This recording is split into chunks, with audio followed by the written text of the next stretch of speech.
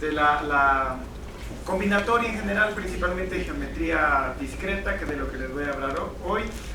Yo de momento soy el coordinador de posgrado, entonces si tienen dudas sobre admisiones y ese tipo, con todo gusto se las respondo después.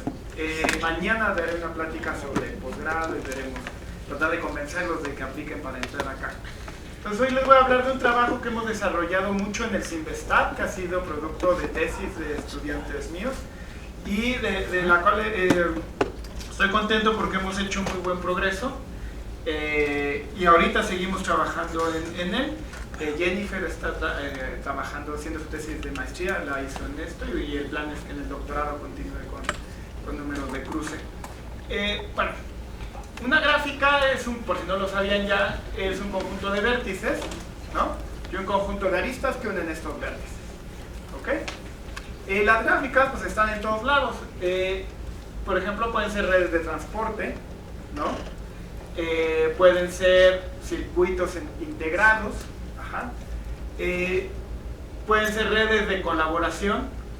Va a haber como muchos comerciales subliminales aquí porque nos interesa que vean lo que estamos haciendo. Esta gráfica la hicimos nosotros, también estoy trabajando con otras personas de aquí del Cinvestav, con estudiar redes de colaboración científica. Entonces estos son autores, ajá. Hicimos un software para extraer los autores y crear, entonces todos están unidos si tienen un paper, y el grosor de las aristas que hay aquí es la cantidad de artículos que tienen en común. Tenemos redes de miles de autores. Esta es mi red de colaboración, creo que a distancia 1 o 2, a distancia 2, ajá. Y lo que ven en colores les corrimos un algoritmo de comunidades, entonces ahí es donde pueden distinguir las mafias, ¿no? De la gente que trabaja en las mismas cosas. Bueno, pero no voy a hablar de eso hoy. En general es costoso lidiar con cruces, ¿no? O sea, tienen una red de transporte, pues cada vez que tienes un cruce hay que meter, ¿no? O sea, hay que gastar dinero, como aquí, ¿no? Aquí hay que meter puentes cuando dos calles se cruzan, pues, y no queremos, pues, o ponemos un semáforo o ponemos un paso a desnivel. Entonces, de manera natural, dada una gráfica, queremos minimizar el número de cruces que tenga. Entonces, una gráfica es planar si se puede dibujar en el plano sin que sus aristas se crucen, ¿ok? Ya seguramente han oído hablar de la fórmula de Euler, que les dice que, por ejemplo, para poliedros, ¿no? Que el número de vértices menos el número de aristas más el número de caras es igual a 2. Ajá. En gráficas planas esto significa una cara es lo que queda cuando ustedes borran la gráfica. Son las regiones conexas del plano que quedan cuando borran la gráfica. Entonces aquí, por ejemplo, tengo ¿cuántos vértices? Tengo 1, 2, 3, 4, 5 vértices. Ajá. Tengo 6 aristas y tengo 3 caras. Entonces 5 menos 6 más 3 es igual a 2, ¿ok? Entonces, como consecuencia de eso, ahora piensen cómo se verían las gráficas planares que tengan la mayor cantidad de aristas. Pues si usted le agrega la mayor cantidad de aristas, va a ser una triangulación. Cada cara va a ser un triángulo, ¿no? Porque cuando no tengan un triángulo, pues pueden seguir metiéndole diagonales. Entonces, en una gráfica plana maximal, todas las caras van a ser un triángulo, lo que quiere decir es que si ustedes se paran en una cara van a ver 3 aristas, entonces por cada cara van a tener 3 aristas, pero la van a contar 2 veces, cuando se paran en una cara y cuando se paran de la otra cara. Ajá. Entonces en una gráfica plana maximal, 3 veces el número de aristas es igual, 3 veces el número de caras es igual a 2 veces el número de aristas. ¿Está claro? Entonces si los sustituyo en mi fórmula de Euler, pues y simplifico, voy a tener que lo más que puede tener una gráfica plana son 3 veces el número de vértices menos 6. Ajá. Y yo les digo a mis estudiantes cuando el curso de matemáticas discretas que esto es lo más importante que hay que saber de gráficas planas. O sea, como reflejo, si alguien ¿qué es lo más importante que hay que saber? Que toda gráfica tiene a lo más 3n menos 6 aristas, por lo tanto tiene un vértice de grado a lo más 5. Eso es lo más importante que hay que saber. Ahora, entonces, si una gráfica tiene más de ese número de aristas, pues no puede ser plana. Ajá. K5, que es la gráfica completa de 5 vértices, tiene 5 vértices, 10 aristas, pero nos dice que una gráfica plana con 5 vértices como mucho puede tener 9 aristas. Luego entonces K5 no es plana, no hay manera de dibujarla en el plano sin que dos de sus aristas se crucen. Ahora, las gráficas bipartitas son aquellas donde ustedes tienen de un lado digamos vértices azules y de otro lado vértices rojos, y no hay aristas entre los azules y no hay aristas entre los rojos, ¿ok? Las aristas tienen que ir de azul a rojo.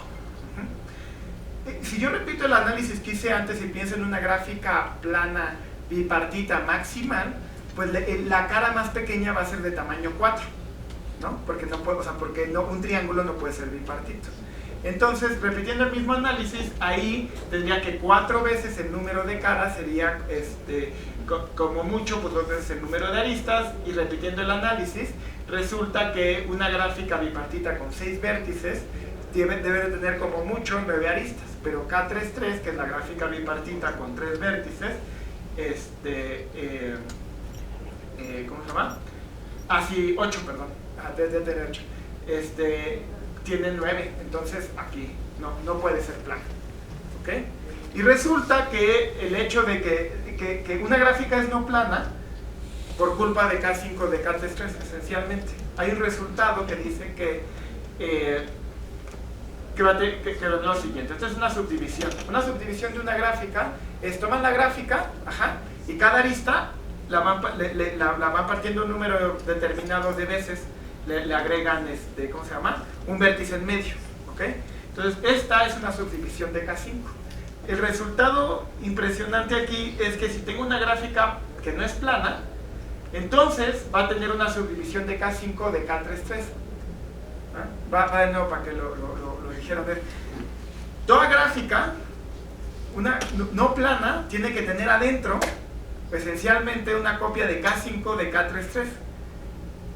Entonces, por eso que es culpa de K5 de K33 que existan gráficas no planas. ¿Ok? Bueno, pero entonces se puede dibujar una gráfica. Hay gráficas que no importa cómo las dibujemos en el plano, pues se van a cruzar, ¿no? Va a haber dos aristas que se crucen. Entonces eso motiva la definición del número de cruce. El número de cruce es el mínimo número de cruces que pueden aparecer en cualquier dibujo de una gráfica. ¿Ok? Entonces ese rato le dibujé K5, ya vimos que no es plana, y el dibujo que les mostré pues tenía muchos cruces, pero K5 la pueden dibujar con un solo cruce. K33 la pueden dibujar con un solo cruce. Entonces el problema aquí es el número de cruce, es determinar cuál es el mínimo número de cruces que pueden aparecer en cualquier dibujo de la gráfica. Y es curiosa la historia del número de cruce porque inició en el lugar más improbable del mundo. Inició durante la Segunda Guerra Mundial. El matemático Paul Turán estuvo en un campo de trabajo forzado, fabricando ladrillos.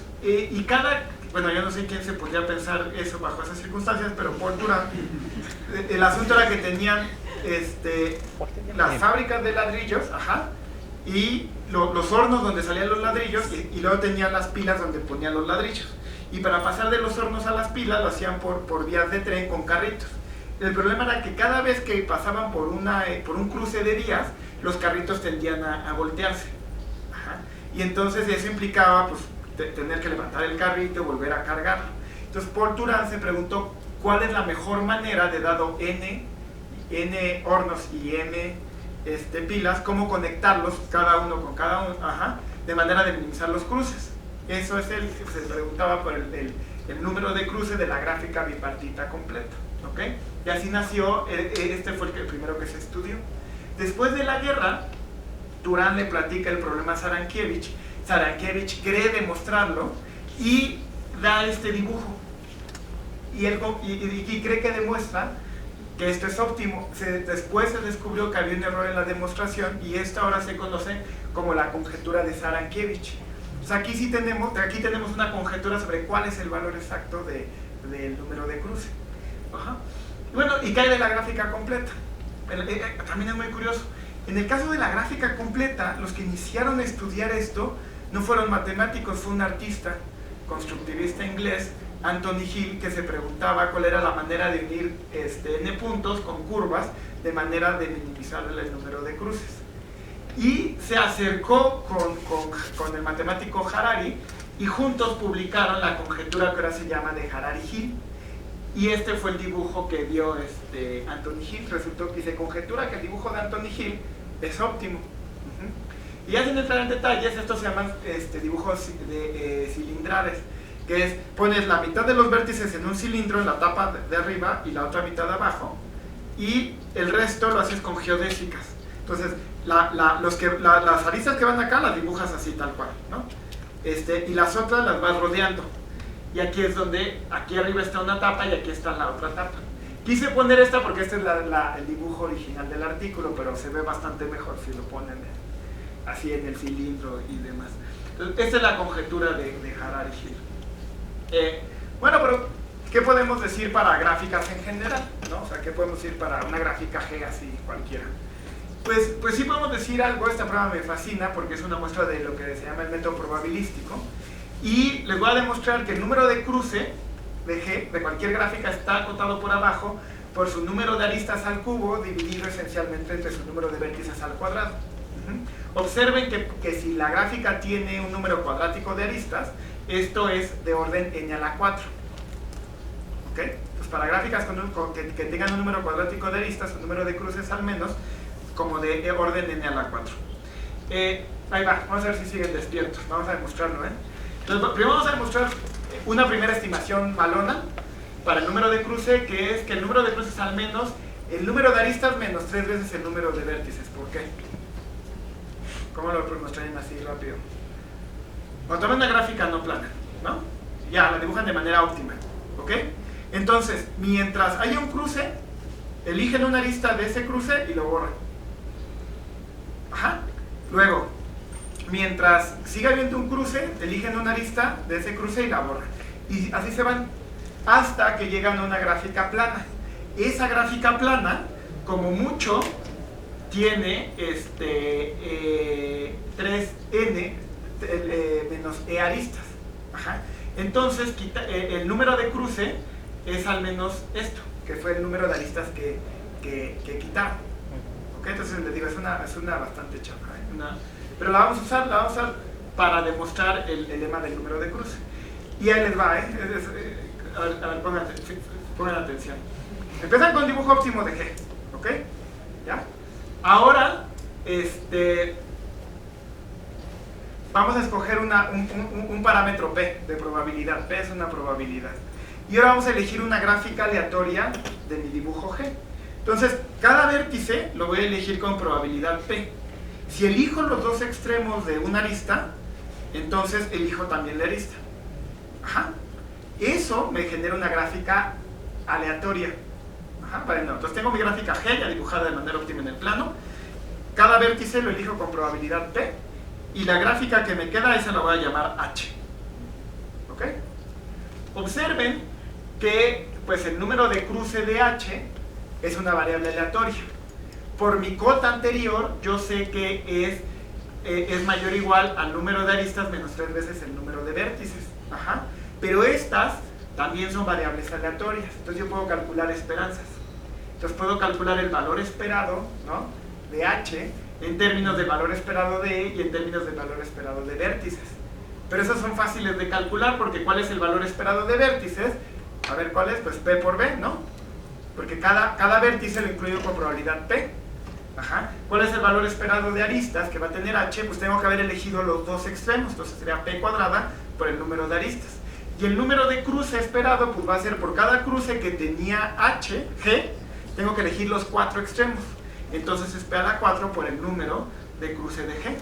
Es decir, que sustituyo aquí y despejo el número de cruce de G. Ajá. Y entonces ya pude expresar el número de cruce de G en términos de P. Ajá. Y lo único que hay que hacer es escoger una P adecuada. Si escojo P igual a 4B entre E, me da la cota del número de cruce. Ajá. Entonces, me encanta, es una aplicación realmente probabilístico. Planteé un problema de probabilidad y lo resuelvo ahí. No es la mejor cota, o sea, se puede mejorar el lema del número de cruce. No recuerdo bien ¿te acuerdas, Jennifer? La mejor constante. No me acuerdo, pero no es 64, se ha mejorado. No se puede mejorar asintótica, o sea, ya esto es asintóticamente lo mejor, pero la constante esta no es la mejor, pues es la que da la prueba bonita. Bueno, entonces, ¿qué hemos trabajado ya en particular nosotros? Nosotros hemos trabajado mucho lo que se llama el número de cruce rectilíneo. Entonces ahora quiero restringirme a dibujar las aristas como segmentos de recta. Ajá. Entonces ya no se vale poner curvas, quiero dibujarlas como segmentos de recta. Me pregunta cuál es el número de cruce rectilíneo de la gráfica. Claramente el número de cruce rectilíneo es mayor o igual al número de cruce normal porque me estoy restringiendo a menos dibujos. Fíjense, bueno, el número de cruce de K5 pues también es 1. En general son distintos para Kn. Para Kn sabemos que a partir de cierta n difieren los números de cruce. Para la gráfica bipartita, si recuerdan el ejemplo que les mostré, es rectilíneo. Entonces se conjetura ahí que el número de cruce de ambos es igual, que el rectilíneo y el no rectilíneo para la bipartita completa es el mismo. ¿Cuáles son las mejores cotas publicadas? Bueno, es muy curioso. En algún sentido sabemos más el número de cruce rectilíneo que el no rectilíneo y en otro sentido no. ¿Qué quiere decir eso? No tenemos conjetura para el número de cruce. Como no tenemos conjetura para el número de cruce rectilíneo. No tenemos como Harari Hill que decimos el número de cruce es bla. No, aquí no tenemos conjetura. Pero la cota, desde como lo tenemos, desde que las cotas inferiores y la superior es mucho más ajustada que las cotas para el número de cruce. Entonces las mejores cotas publicadas a la fecha son estas dos, o sea, hay muy poca diferencia entre estas. Esta la dimos nosotros, pero nos tomó muchos años poder mejorarla. Les quiero platicar cómo hemos mejorado esta cota. Este gran salto, aquí, 7 lo transforma en un 4. Entonces ya son mejoras chiquititas, pero pues, ya está muy cerrado pues, el hueco. Entonces, fíjense, toda la idea de cómo dar cotas superiores para el número de cruce es por construcciones, ¿no? Pero si vas a dar una cota para el número de cruce rectilíneo, tienes que dar un dibujo con pocos cruces, ¿no? Entonces, la manera en que lo han hecho es con construcciones recursivas, que tú les das un dibujo por ejemplo, Jensen fue el primero que dio eso, que lo hizo de esta manera, y él lo dio de manera explícita, pero Singer dio una construcción que tú le das un dibujo de Kn tercios, y en base a ese dibujo de Kn tercios te hace un dibujo de Kn, y en base a ese dibujo de Kn te hace un dibujo de K3n, y así sucesivamente. ¿Ok?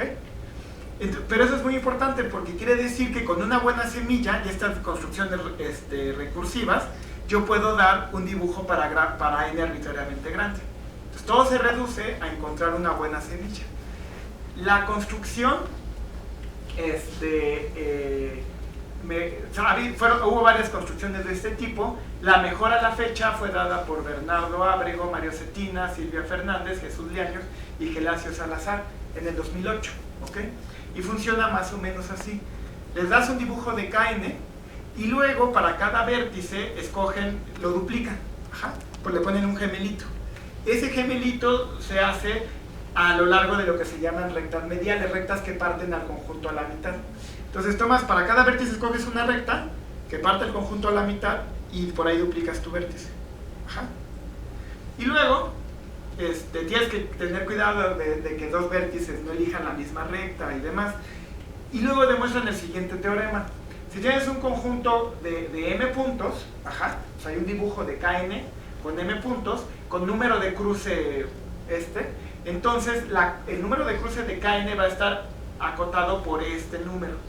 ¿Okay? Observen que depende del número de cruce de mi configuración inicial y del número de puntos que tenía, pero ya me da una cota para cualquier n. ¿Okay? Entonces solo falta encontrar un dibujo para n's pequeñas que me sirva.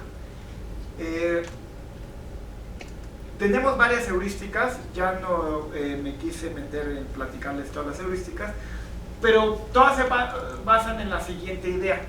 La idea es, también me das un dibujo de Kn, ¿no? K75, pues. Y por decir algo, yo elijo un punto y lo muevo a otro lugar. Y si el número de cruces, bueno, observen que de entrada, el número de cruce de la gráfica completa, rectilíneo, solo depende de la posición de los vértices. Una vez que deciden dónde están los vértices, ya no hay nada más que decidir porque están unidos por rectas. Entonces lo muevo y si el número de cruce baja, lo dejo ahí. Si bajo se queda igual, lo dejo ahí. Y luego elijo otro, lo muevo y a un lugar aleatorio, y si el número de cruce baja o se queda igual, lo dejo ahí. Y hago eso varios millones de veces y espero que tener suerte y ya, ¿no? Y dejas la computadora trabajando 3 años y lo haces, ¿no? Entonces, qué bien. Déjenme mostrarles el, ¿dónde está esto? A ver, ¿cómo? Mejor se los enseño al final. Traducción, animación. ¿Qué otras heurísticas tenemos? Después descubrimos que para eso encontramos un algoritmo rápido para calcular el número de cruce, lo podemos calcular en tiempo n cuadrada. Después, con un estudiante de maestría, Frank, lo que hicimos fue decir, bueno, estamos moviendo un punto nada más, ¿no? O sea, no tiene sentido recalcular todos los números de cruces que hay. Entonces lo que tenemos es un algoritmo que tú tomas un punto, escoges n candidatos y en tiempo n cuadrada podemos calcular cuál sería el número de cruces de mover ese punto a cada uno de los n candidatos. Entonces eso nos dio una mejoría en un factor de n. Ajá. Y luego con Carlos Hidalgo lo que hicimos fue un algoritmo que lo que hace es que básicamente te detecta regiones de equivalencia. Pero eso creo que no vale la pena entrar en detalles, pero lo hace de manera mucho más fina cómo mueve los puntos. Y con Oscar García lo que hicimos fue implementar el proceso de duplicación. Entonces tenemos varias herramientas. Una, tú me das un conjunto de puntos y yo tengo varias heurísticas para mejorar el número de cruce, y además tenemos un programa que te duplica los puntos tal como la construcción que les mencioné anteriormente. Y con eso le pegamos, con eso pudimos mejorar la cota del número de cruce, y de hecho la mejoramos casi día con día. ¿Por qué? Porque hacemos lo siguiente. La primera cota superior que dimos fue mejorando el mejor conjunto que se conocía, el mejor dibujo para 75 puntos. Pero si ustedes siguen con cuidado esa construcción, ¿qué está haciendo? ¿No? Vamos a pensar qué está haciendo. Bueno, pues toma el dibujo de 75, lo duplica y genera un dibujo de 150, ¿no?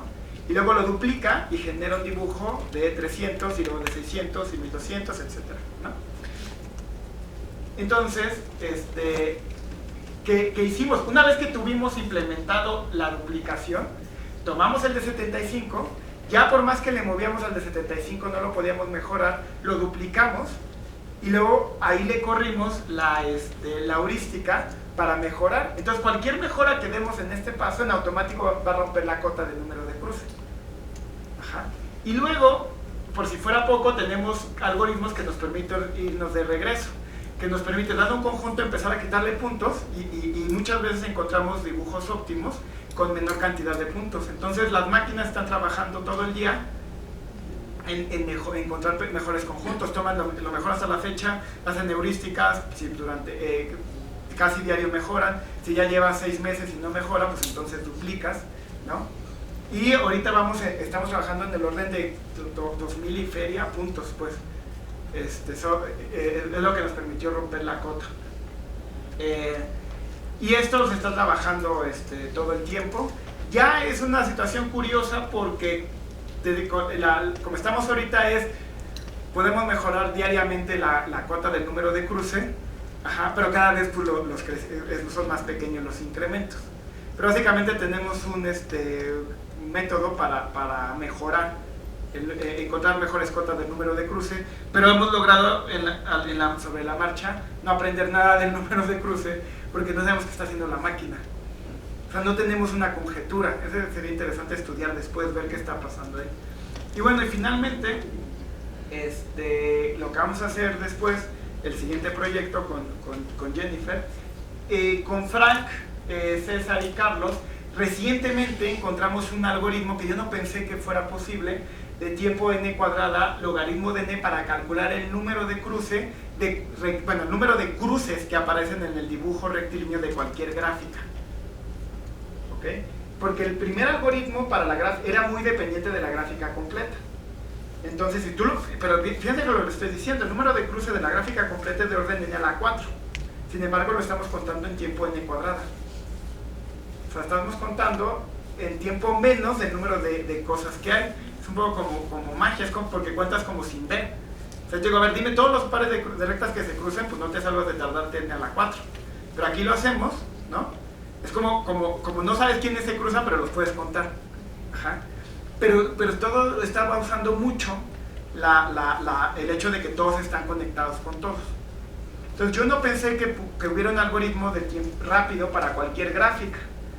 Y es muy importante que tengamos algoritmos rápidos porque pues lo estamos corriendo todo el día, todo el tiempo. Cuando encontramos un algoritmo rápido de tiempo, bueno, debe ser n cuadrada, no n log n, para cualquier gráfica, pues eso abre la puerta ya tenemos todo implementado, vamos a estudiar cualquier gráfica. Vamos a estudiar las tripartitas completas, las cuatropartitas completas, una gráfica G menos un árbol, las gráficas circulantes, o sea, cualquier gráfica. Y no ahí hay prácticamente nada hecho. Todo está hecho en KN y KNN. Y el propósito es estudiar, de la tesis de Jennifer próxima va a ser estudiar eso. Vamos a estudiar en base a la computadora, tratar de encontrar conjeturas, encontrar cortas sobre los números de cruce. Les quiero enseñar mi animación, nada más porque se ve bien.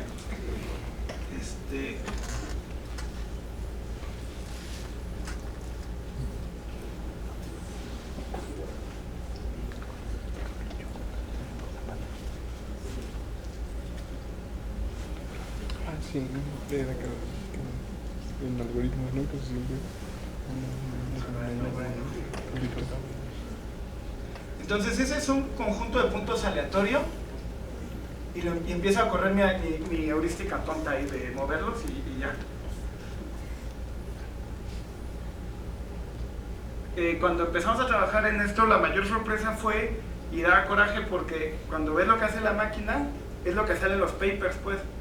O sea, cuando empezamos con número de cruce, no, pues ya encontramos un número K24, K no sé qué. Y la máquina hacía todo, pero, o sea, en media hora, pues, mejoraba los resultados de los humanos, ¿no? De años. Entonces dije, o sea, llegué demasiado tarde porque pues era una fábrica de papers, ¿no? Hasta estudiando nuevas cotas. Y se ven así, o sea, siempre todos los dibujos óptimos de KN tienen 3 brazos. Más o menos como de n tercios y algo ahí en medio hay un triangulito que no sabemos bien qué pasa, pero rápido converge a lo que parece ser el óptimo y se acerca muchísimo. O sea, si ustedes empiezan en un conjunto aleatorio, se va a acercar muchísimo al óptimo. Entonces, pues sí creo que es prometedor el tema. Y ahora sí ya le paro. Gracias.